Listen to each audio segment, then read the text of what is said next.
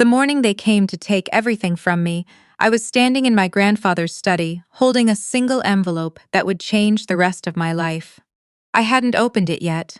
I just stood there, running my thumb along the sealed edge, listening to the sounds of my family moving through the rooms below me. The click of heels on hardwood, the low murmur of voices that had stopped pretending to be kind. My mother's laugh drifted up the staircase, sharp and satisfied, the way it always sounded when she thought she'd already won. I pressed the envelope against my chest and looked out the window at the lake. My grandfather had built this house in 1987. He'd poured everything into it, 40 years of savings, 2 years of weekends, his own 2 hands on half the framing. It sat on 3 acres of private shoreline in northern Michigan, and every summer of my childhood, this was where we came. My grandfather would wake before sunrise and make coffee in a dented percolator and sit on the dock in the dark, waiting for the water to turn gold. He let me sit with him sometimes, even when I was small enough that my feet didn't reach the end of the bench. He never talked much in those mornings. He'd just hand me a mug of warm milk with a splash of coffee in it, and we'd watch the lake wake up together. He died 9 months ago. Stroke, sudden in his sleep. My grandmother had passed 4 years before that, and since then it had just been him in this house, with his books and his fishing rods and his vegetable garden that had started to look a little ragged in the last couple of years, though he'd never admit he couldn't keep up with it. He left everything to me, not to my mother, who had been waiting for it since the day she drove me up here at age 7 and pointed at the water and said, "Someday all of this will be in the family." As if it wasn't already. As if she'd already decided what family meant, and it didn't include him anymore, just the inheritance. Not to my uncle, who had borrowed money from my grandfather 3 separate times, and never paid back a single dollar, and had the nerve to show up at the funeral in a new Mercedes. Not to either of their children, my cousins, who referred to this house as the property, and talked about square footage and comparable lakefront sales the week after the funeral, like we were all at a real estate seminar instead of a burial.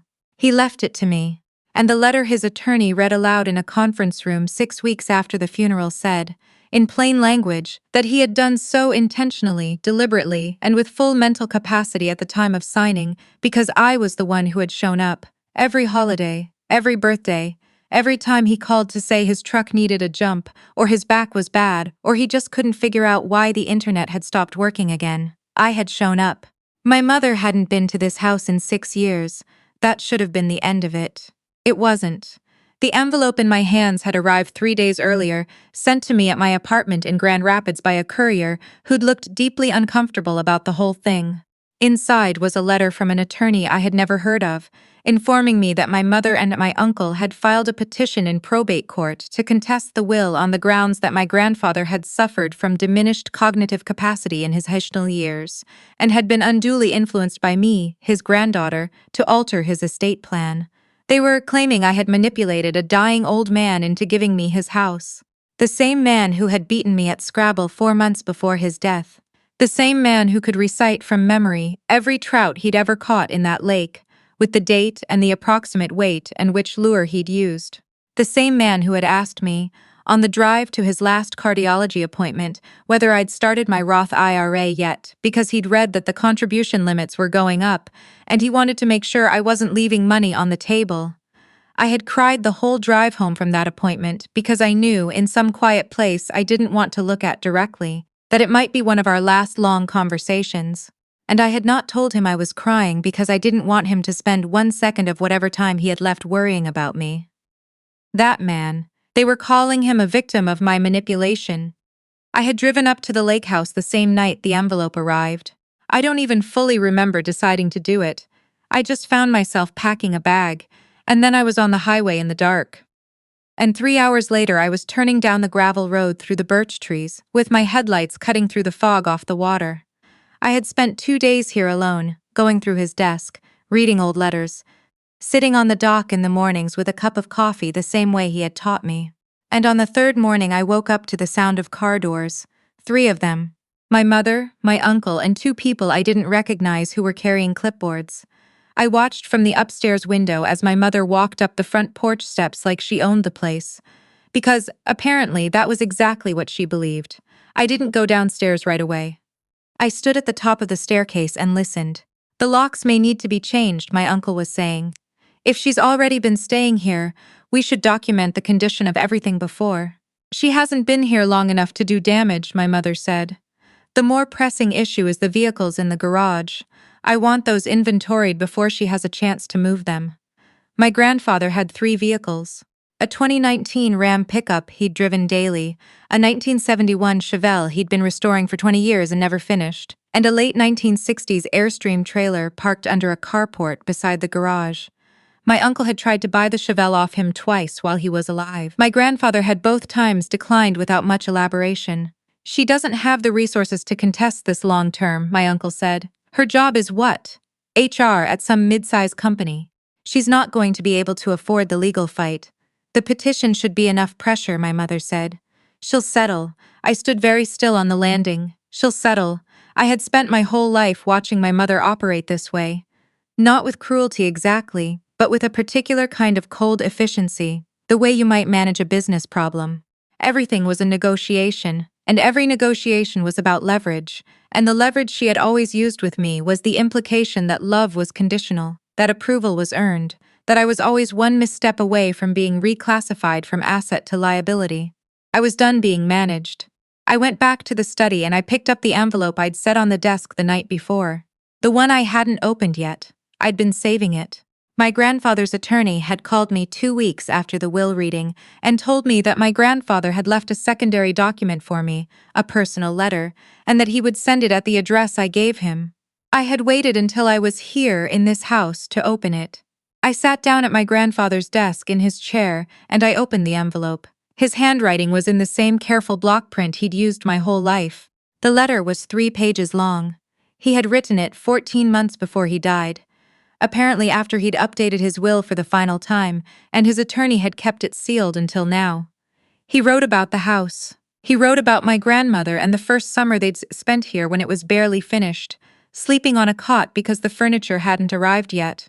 He wrote about my mother, carefully and without much bitterness, saying that he understood she had made choices he couldn't follow, and that he had grieved that before he made peace with it. He wrote about me, about the dock, about the coffee, about a specific morning when I was 9 years old, and we'd seen an osprey catch a fish not 20 feet from where we were sitting, and I had grabbed his arm and pointed and said, "Did you see it? Did you see it? Did you see it?"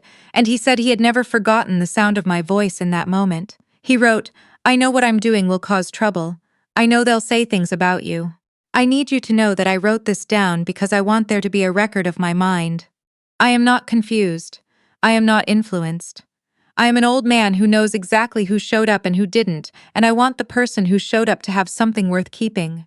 I folded the letter very carefully and put it back in the envelope. Then I picked up my phone and called my grandfather's attorney. His name was a name my grandfather had trusted for 22 years, a man who had drafted the original deed on this property and every subsequent legal document my grandfather had touched. He answered on the second ring. I told him what was happening. The cars in the driveway, the clipboards, my mother's voice carrying up from the first floor talking about changing the locks. He was quiet for a moment. Then he said, "Don't let them into the garage. Don't let them into any room you don't invite them into, and don't say anything to them about the vehicles. I'll call you back in 20 minutes. I set the phone down and walked to the top of the stairs. My mother was in the foyer. One of the clipboard people was photographing the built-in bookshelves. My uncle was opening and closing the cabinet doors in the dining room like he was taking inventory. "You need to stop," I said. They all looked up. My mother's expression was the one I knew best, the practiced neutrality that was supposed to communicate that she was reasonable and I was the one being emotional. "We're just documenting the property," she said. "It's a standard part of the—" "This is my house," I said. "You were not invited here. The people you brought were not invited here. You need to leave." "The will is being contested," my uncle said. "Legally, until the court makes a determination. Until the court makes a determination," I said. "The property is in my name. I am the named executor of this estate. If you don't leave, I'm going to call the county sheriff's office, and you can explain to them why you thought you had the right to walk into a private residence without permission." My uncle started to say something. My mother put a hand on his arm. "We'll be in touch through counsel," she said. They left. I stood at the window and watched the cars back out of the gravel drive and disappear into the birch trees, and then I sat down on the floor of the foyer with my back against the wall and my knees pulled up to my chest, and I let myself shake for a few minutes because I'd been holding that in since I'd heard the first car door. The attorney called back in exactly 20 minutes, as promised. He told me 3 things.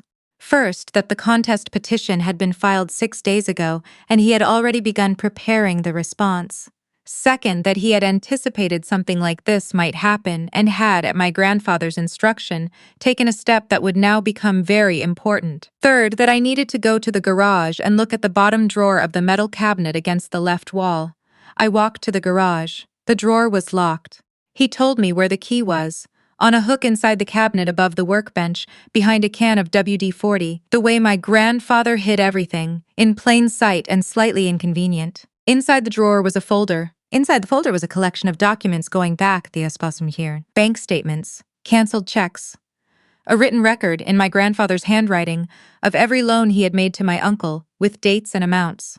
A similar record of the multiple times my mother had asked him for money after my grandmother's illness and he had helped her. Notes from a conversation he'd had with his physician 2 years ago that he had apparently requested in writing. A formal letter from his doctor confirming he had been evaluated and found to have full cognitive capacity, specifically because, his doctor noted, Mr. had expressed concern that his estate decisions might be challenged after his death and wished to have documentation for the record. My grandfather had known this was coming. He had been preparing for this for years. At the very back of the folder was a USB drive. I brought it inside and plugged it into my laptop. It contained a single video file. My grandfather, sitting in the chair I had been sitting in an hour ago, at the desk in the study, with the lake visible through the window behind him. He was wearing a blue flannel shirt I recognized. He looked directly at the camera and he said, in a clear and steady voice, that he was recording this of his own free will, that he was mentally competent and fully aware of the contents of his will, and that he wanted the record to show that his granddaughter, me, full name, had never once asked him for anything, had never discussed inheritance with him, and had in fact, on 2 separate occasions that he described in specific detail, discouraged him from giving her expensive gifts because she didn't want him to feel obligated. He talked for 11 minutes. He was sharp, he was specific. He was, unmistakably, himself. At the end, he looked at the camera and said, "If you're watching this, it means someone tried to take what isn't theirs. Don't let them." I watched the video 3 times before I could speak. Then I called the attorney back and told him what I'd found. He was quiet again for a moment, and then he said, in a voice that sounded like he was trying not to smile, "I know, I helped him set it up. He wanted it to be there for you when you needed it." The legal process moved faster than my mother had expected. My attorney filed the response to the contest petition with the video, the physician's letter, and the full financial documentation attached. The judge reviewed the preliminary materials and scheduled a hearing. My mother and uncle arrived at the courthouse with their attorney, a man with good shoes and an extremely confident manner that I watched deflate over the following 2 hours as the judge asked increasingly specific questions about the basis for the diminished capacity claim. What medical documentation did they have? None that contradicted the attending physician's letter. What evidence did they have of undue influence? My attendance at family events and regular visits to the property. The judge asked, in a tone that did not invite further argument, whether they were suggesting that a grandchild maintaining a relationship with an elderly relative constituted manipulation. There was a long pause. Their attorney asked for a brief recess. During the recess, my mother found me in the hallway. She stood close enough that it felt like a negotiation, which I suppose it was. "This has gone further than it needed to," she said. "Yes," I said, "it has. I think we can reach an arrangement that makes sense for the whole family. The lake house is very large for one person. There's a way to structure this that could." "No," I said. She looked at me. The practiced neutrality had slipped a little. "I'm your mother," she said. "I know," I said. "I've spent a lot of time thinking about what that should mean." I walked back into the courtroom. The petition was dismissed. Court costs were awarded to my side. The judge made a brief comment about the quality of the documentation my grandfather had had the foresight to prepare, and I had to concentrate very hard on keeping my expression appropriate for the setting. My uncle left without speaking to me. My mother looked at me once from across the lobby, and I looked back, and then she walked out through the glass doors into the gray November light and got into a car that was waiting for her, and I stood there watching until the car had turned out of the parking lot and disappeared. I drove back to the lake house. I parked in the gravel and sat in the car for a minute, looking at it. At the porch with the two rocking chairs, at the dock extending out over the water, at the birch trees on either side of the drive. The afternoon light was low and yellow, the way it gets in Michigan in November, and it made the whole property look like something from a photograph. I thought about my grandfather sitting at his desk alone in this house, making a video that he hoped I would find someday. Preparing for an attack that hadn't come yet, trusting that I would be okay. I went inside. The kitchen still smelled faintly like him, wood smoke and old coffee and the particular scent of a house that's been well used for decades. I filled the dented percolator with water. I found the coffee in the cabinet where he always kept it. I stood at the kitchen window while it brewed and looked out at the lake, flat and silver in the late light. I thought about what my mother had said in the hallway. The lake house is very large for one person. She wasn't wrong about the size, she was wrong about what that meant. I took my coffee out to the dock. I sat down on the bench at the end and put my feet out and watched the light go. A heron moved slow and deliberate across the far edge of the water. The air smelled like pine and cold, and something mineral and clean that I didn't have a name for but had known my whole life. My phone was in my pocket. My mother hadn't called. My uncle hadn't called. Their silence felt like exactly the distance I'd needed them to take for 30 years. In the spring, I fixed the vegetable garden. It took most of April and 2 weekends in May, rebuilding the beds he'd let go ragged, amending the soil, planting the tomatoes and the zucchini and the herbs he'd grown every year since before I was born. I found his garden journal in the potting shed, a spiral notebook where he'd kept notes on what he'd planted, what had worked, what the deer had gotten into, going back to 1994. I read the whole thing the first night I found it, sitting on the porch with a flashlight, and then I set it on the shelf next to the new notebook I'd bought to continue it. His handwriting in the last entry was the same as always. Careful, unhurried block print. He'd written it 3 weeks before he died. He'd noted that the tomatoes were finally coming in strong, and that he'd harvested a zucchini the size of his arm, and that the basil was the best he'd ever grown. That was the last thing he wrote down. Not a goodbye, not a summary. Not any sense that he knew it was almost over. Just the garden, just the ordinary record of what was growing and what was good, the same way he'd been writing it down for 30 years. I set my pen at the top of the first blank page in the new notebook and I wrote the date and I wrote, "Tomatoes doing well. Found the corner bed had better drainage than I expected. The dock needs a new plank on the left side, third from the end. Osprey this morning, maybe 7 a.m., caught something off the north end." Didn't see what. I looked out at the water. The lake was the same lake it had always been. The house was the same house. Everything my grandfather had built and kept and loved was still here, and it was mine now, not because I had taken it, but because someone had trusted me with it, and I intended to be the kind of person who deserved that. I wrote one more line. He would have liked today.